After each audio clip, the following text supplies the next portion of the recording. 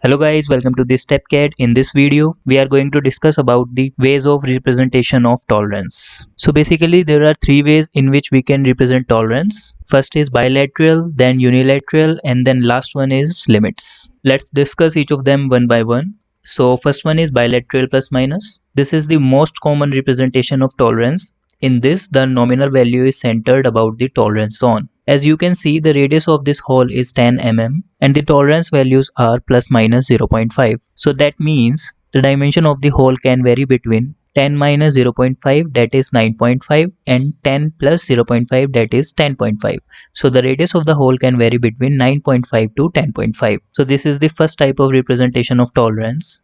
Now the second one is unilateral plus minus. As you can see in this, the nominal value is not centered and there are different values for plus and minus. So as given here, the radius of the hole can vary between 9.5 minus 0, that is 9.5, and 9.5 plus 1, that is 10.5. So the dimensions are same as the bilateral, but the representation is different. Now let's jump to the last one, that is limits.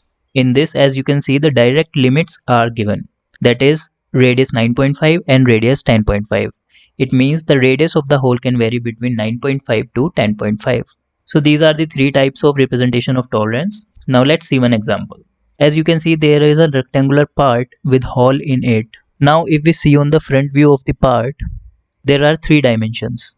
This one shows the dimension of the hole and this shows the location of the hole. As we can see, the dimension of the hole is going to be radius 2 plus minus 0.1. That means the radius of the hole can vary between 2 minus 0.1, that is 1.9, and 2 plus 0.1, that is 2.1. So it can vary between 1.9 to 2.1. Now this dimension shows that the hole is located from the bottom of the rectangular part at height of 7 plus minus 0.1. That means in between 6.9 to 7.1. Now let's see the right view of the part. It shows the height of the part can vary between 9.9 mm to 10.1 mm. So that's it guys, I hope you like it. If you learned something from this video, hit a like button, share it with your friends, and don't forget to subscribe the channel. And also follow us on our Instagram page, you will get all the updates there. Now I'll see you in my next video. Till then, take care and keep designing.